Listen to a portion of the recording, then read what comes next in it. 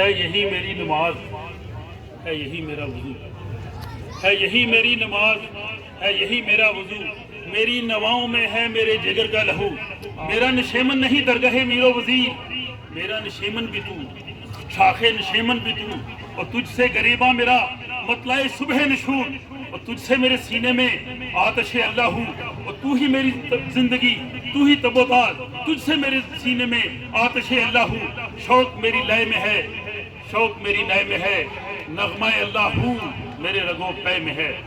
بڑی مدت سے خواہش تھی کہ اپنے شہر بھمبر میں آقا کا میلاد مناؤں، غالباً 25 سال بعد اس میلاد کے جلوس میں شامل ہونے کی آرزو تھی۔ گزشتہ سال اپنے بھائی طارق چودھری صاحب سے وعدہ کیا کہ انشاءاللہ میلاد جو ہے وہ بھمبر میں منائیں گے، اور تب سے میں نے وعدہ کیا، اور بھمبر سے جو میلاد منانے کا ہم نے درس لیا اس کو ہم نے یورپ میں بھی رکھا، کبھی فرینکفرٹ میں ہم نے میلاد منایا، کبھی ہم نے کوپن ہیگن میں جا کے میلاد منایا، کبھی ہم نے ناروے میں منایا، اور سویڈن میں یہ پاکستانی شاید واحد ایمبیسی ہوگی، ہر سال سرکاری طور پہ سویڈن کے سفارتخانہ پاکستان میں عید میلاد النبی صلی اللہ علیہ وسلم کی تقریب منعقد ہوتی ہے۔ اور کیوں نہ ہو، رسول پاک صلی اللہ علیہ وسلم کی ذات بابرکات ہے ایسی، غالب جیسا عظیم شاعر جو الفاظ کو ایسے کرتا ہے، جو اجاز مسیحا کو ایک بات کہتا ہے، وہ غالب کہتا ہے کہ غالب سنائے خواجہ بجزدہ گذاشتم کازاز پاک مرتبہ دان محمد اس، کہ غالب حضور کی صفت و ثنا تیرے بس کی بات نہیں ہے، یہ تو اللہ پہ چھوڑ دے کہ اللہ ہی ان کا ذکر کرے۔ اور وہی جو غالب ہے، وہی غالب، اس نے کہا کہ تیرے قضا ہر آئینہ در ترکش حق اس، امان کشادیاں کہ کمان محمد اس، کہ خدا کے تیر جو ہیں قضا کے وہ خدا کی کمان میں پڑے ہوتے ہیں، ٹھیک نشانے پہ تب لگتے ہیں جب وہ محمد مصطفیٰ کی کمان سے نکلتے ہیں۔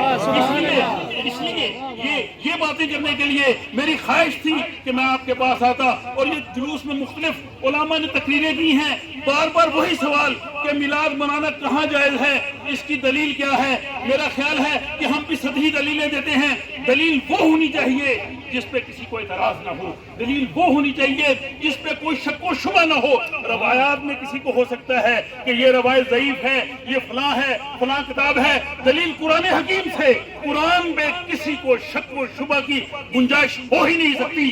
سورہ یونس آیت 57 58، میں سمجھو علماء کا دھیان اس طرف کیوں نہیں گیا، 57 58 میں اللہ تبارک تعالیٰ نے فرمایا کہ ہم نے یہ قرآن حکیم جو آپ کی طرف بھیجا ہے انسانوں کی تمام تر دلوں کی بیماریوں کا علاج ہے، سائیکولوجیکل کمپلیکیشن کا علاج ہے۔ اگر آپ کو مل گیا ہے تو اس کے بعد کیا کریں، فل ہو، ریجائز، سیلیبریٹ، قرآن ملنے پہ جشن مناؤ، اور جشن ہم مناتے ہیں عید الفطر کی صورت میں۔ قرآن رمضان میں نازل ہوا، قرآن ملنے پہ ہم عید الفطر میں جشن مناتے ہیں، اور صاحب قرآن جو قرآن لے کے آیا ہے کیا اس کا جشن نہ منایا جائے؟ ان کا جشن ہم ربیع الاول میں مناتے ہیں، یہ قرآن حکیم نے دلیل دی ہے۔ اور پھر دو باتیں کروں گا، اجازت چاہوں گا، باتیں بہت دل تو بہت چاہتا ہے لیکن وقت کم ہے، لیکن میں کہنا بھی ضرور چاہوں گا کہ شاید زندگی میں دوبارہ آنے کا موقع ملے یا نہ ملے۔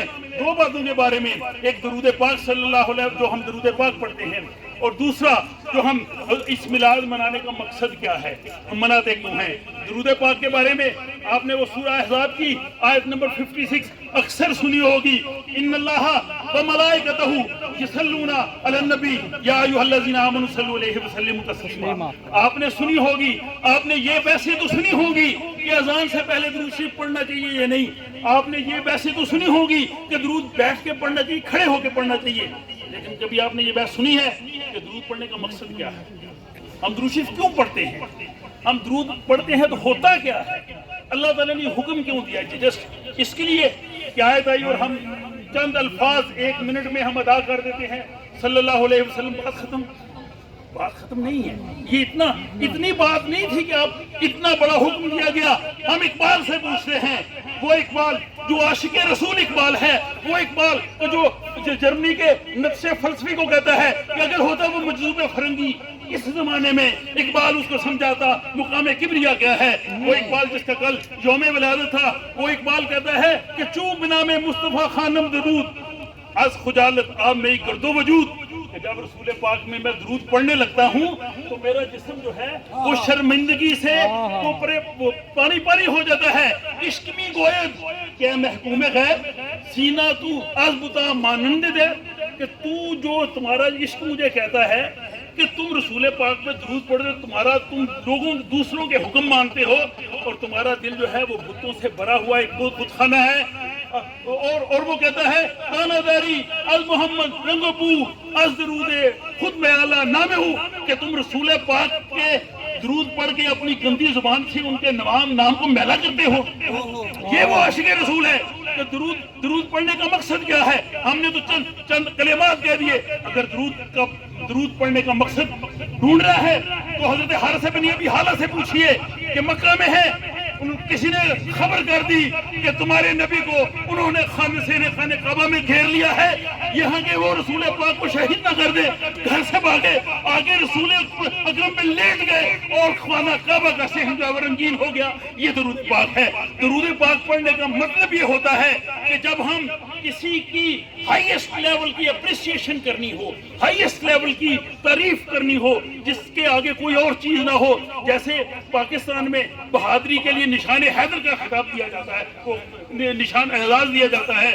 درود پاک یہ ہے کہ ہائیسٹ لیول کی جو اپریسیشن ہم کسی کو دیتے ہیں وہ یہ ہے. اور اس کے بعد صرف اپریسیشن نہیں دینی, اس کے دستے بازو بنو, اس طرح جس طرح صحابہ نے وہ صحبتیں برداشت کی اور درود پاک کے لیے اپنی وہ پوری زندگی بسر کر دی. ہمیں تو یہ اسلام ایسے مل گیا اور ہم نے کبھی غور بھی نہیں کیا. آدمی جب یورپ میں جاتا ہے تو آدمی کے خیالات میں بہت سا تلاطم آتا ہے. آدمی انٹرنیشنل انوائرمنٹ میں آدمی اپنے آپ کو دیکھتا ہے, اور میں نے وہاں اپنے آپ کو سوال کیا کہ میں مسلمان کب ہوا تھا. آپ کو بھی پوچھنا چاہیے, آپ کو بھی سوچنا چاہیے کہ آپ مسلمان ہوئے کب تھے. یہ ایسے نہیں بات. جب میں نے سورہ نساء کی آیت 136 پڑھی, یا ایھا الذین آمنو, اے لوگوں جو ایمان لائے ہو, آمنو ایمان لاؤ اللہ اور رسول اور کتاب پہ. یہ بڑی عجیب بات ہے, خطاب ایمان والوں سے. جو پہلے ایمان والے ہیں وہ ایمان کو لائے. سوچنے کی بات ہے, یہ آپ کو سوچنے کا ایک محور دے کے جا رہا ہوں. وہ اس لیے کہ مسلمانوں کے گھر میں تم پیدا ہو گئے ہو, تم نے غور و فکر کے ساتھ اسلام قبول نہیں کیا. اب اس پہ غور و فکر کرو with the conviction of your heart. آپ قلب و دماغ کے ساتھ جو ہے وہ ایمان اگر لاؤ گے تو وہ تمہارے لیے ایمان ہوگا, کیونکہ یہ وہ ایمان تھا. اور ابھی یہ بھی بات ہو رہی تھی کہ جو وہاں پہ مکہ کا جو سارا ماحول تھا, وہ مکہ کے کافر رسول پاک کے دشمن بن گئے.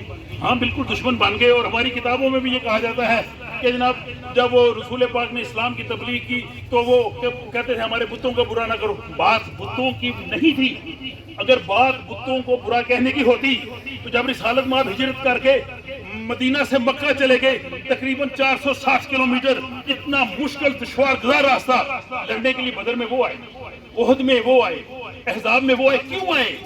ان کو پتا تھا یہ اقبال کا نوحہ ابو جہل پڑھے. وہ ابو جہل جو غلاف کعبہ کو پکڑ کے کہتا ہے کہ میرا سینہ محمد نے داغ کر دیا ہے. یہ کہتا ہے بلال حبشی اور سلیمان فارسی کے ایک ہی ہیں, یہ میرے بھائی ہیں, میں یہ نہیں مان سکتا. ایکچولی وہاں کا جو بالادست طبقہ تھا اس کے لیے یہ سب سے بڑی مشکل تھی کہ وہ اس حضور کے اس لائے ہوئے پیغام کو وہ مان نہیں سکتے تھے. اور آخری بات کر کے اجازت چاہوں گا کیونکہ وقت کم ہے, کہ ہم سب ابھی بات کر رہے تھے رسول پاک سے اپنی محبت کی, رسول پاک سے اپنی دعوت کی اور شفاعت کی. ہم سب بات کرتے. آپ نے کبھی سوچا ہے کہ روز قیامت جب سب پوری دنیا کے لوگ ہوں گے, جہاں پہ امت کے لوگ ہوں گے, اللہ تعالیٰ کی بارگاہ میں رسول پاک کیا عرض کریں گے؟ کبھی آپ نے سنا؟ مسئلہ یہ ہے کہ ہمارا قرآن سے تعلق نہیں ہے, ہم نے اس کتاب کو کھولا نہیں ہے. یہ سورہ فرقان, حضرت سورہ فرقان کی آیت نمبر 30 آپ لوگوں کی توجہ کے لیے, سورہ فرقان کی آیت نمبر 30, رسول پاک قال الرسول, رسول پاک عرض کریں گے یا ربی ان قوم اتخذوا, یا رب قیامت کرو, یا رب یہ میری قوم ہے, یہ میری قوم ہے, اس نے جرم کیا ہے. حضور ہم پہ فرض جرم عائد کر رہے ہیں قیامت کے روز. سورہ فرقان آیت 30, کوئی شک و شبہ نہیں. کیا کیا تھا؟ حاضر قرآن محجورا, انہوں نے قرآن کو محجور کر دیا تھا. اب محجور کا ترجمہ ہمارے اکثر کہتے ہیں قرآن کو چھوڑ دیا تھا. چھوڑنا نہیں ہوتا. محجور کا مطلب قرآن کو چھوڑنا نہیں ہوتا. ہم نے قرآن کو چھوڑا ہی نہیں ہے. ہمارے ہر پروگرام کا آغاز تلاوت کلام پاک سے ہوتا ہے. ہمارے گھروں میں قرآن پاک ہیں, ہمارے ہزاروں حافظ جو ہیں وہ بنتے ہیں, ہم شبینے پڑھتے ہیں. قرآن کی تلاوت ریڈیو ٹیلی ویژن ہر جگہ پہ ہے. لیکن حضور قیامت کے روز سب سے سب کے سامنے ہم پہ یہ فرض جرم کیوں عائد کر رہے ہیں کہ میری یہ امت ہے جو آج بخشش کی طلبگار ہے، جو آج شفاعت کی طلبگار ہے. یا اللہ اس میری امت نے قرآن کو محجور کیا تھا، آپ لوگوں پہ ہم لوگوں پہ فرض جرم عائد ہونے والی ہے اور عائد ہوگی، یہ قرآن نے کہا ہے. میں آپ کو وارن کیا جاتا ہوں، محجور کا مطلب چھوڑنا نہیں ہوتا. یہاں پہ کچھ دیہات کے لوگ ہوں گے، انہیں علم ہوگا کہ بعض جانور گھوڑے یا جو بیل ہیں وہ بڑے جو ہے وہ پھرتیلے ہوتے ہیں، وہ قابو میں نہیں آتے، اور کسان یہ کرتے ہیں کہ یہ کہیں بھاگ نہ جائیں. کرتے کیا ہیں، ان کی ایک اگلی اور پچھلی ٹانگ کو رسی سے باندھ دیتے ہیں. اس سے کیا ہوتا ہے کہ وہ چلتا تو ہے، بھاگ نہیں سکتا. ہم نے قرآن کے ساتھ یہ کیا ہے کہ چھوڑا تو نہیں، لیکن جو قرآن کا تقاضا تھا اس کو ہم پورا نہیں کرتے. جو قرآن کہتا ہے کہ اس کے اوپر عمل کرو، قرآن پاک میں کم از کم 13 آیات ایسی ہیں. رسول پاک نے فرمایا مجھ پہ یہ قرآن نازل ہوا ہے، میں اس کے مطابق جو ہے وہ عمل کرتا ہوں. تو یہ آج کے میلاد مصطفیٰ بنانے کا یہ تقاضا ہے. محبت کا تقاضا یہ ہے کہ جو حضور لے کے آئے ہیں اس پہ عمل کیا جائے. اگر اس پہ عمل نہیں کریں گے تو یہ محبت کے دعوے جو ہیں ان کی اس طرح سے اہمیت نہیں ہے، اور ہم اس فرض جرم سے بچیں جو روز قیامت اللہ تعالیٰ کی بارگاہ میں ہم پہ ہوگی. اللہ تعالیٰ آپ سب کو اسی طرح سے صحت و زندگی دے، توفیق دے. حضور کا میلاد آپ مناتے رہیں. آج بہت سے چہرے مجھے نظر نہیں آ رہے جو ان میلاد کے جلسوں میں ہوتے تھے. اللہ تعالیٰ ان پر کروڑوں رحمتیں نازل کرے، اللہ تعالیٰ ان پہ مغفرت ان کی کرے اور آپ کو سلامت رکھے. اور آج جیسے علامہ باقی صاحب نے کشمیر کے بارے میں جو بات کی، میں ان کی باتوں کی پوری تائید کرتا ہوں. ہم صرف کشمیر ہی نہیں بلکہ ہمارے روہنگا جو مسلمان ہیں برما کے، ہمارے جو چائنا میں مسلمان ہیں، ہمارے جو باقی فلسطینی مسلمان ہیں اور پوری دنیا میں، ہم ان سب کو کبھی نہیں بھولے، ہم ان کو بھی یاد رکھیں گے. اور دوسرا آپ لوگوں کے لیے یہ پیغام ہے کہ میلاد مصطفیٰ کا تقاضا ہے کہ اپنے بچوں کی تربیت پر زور دیں. آپ کے بچوں کی تربیت آپ کی ذمہ داری ہے، یہ حدیث رسول ہے. آپ سے پوچھا جائے گا، یو آر دی رسپانسبل. تو اس لیے اس دن کو اس ذمہ داری کو پورا ادا کریں. میں آپ سے اجازت یہی چاہوں گا کہ لوح بھی تو قلم بھی تو تیرا وجود الکتاب، لوح بھی تو قلم بھی تو تیرا وجود الکتاب. گنبد آب کی نہ رنگ تیرے محیط میں حباب، اور شوق تیرا اگر نہ ہو میری نماز کا امام، میرا قیام بھی حجاب، میرا سجود بھی حجاب.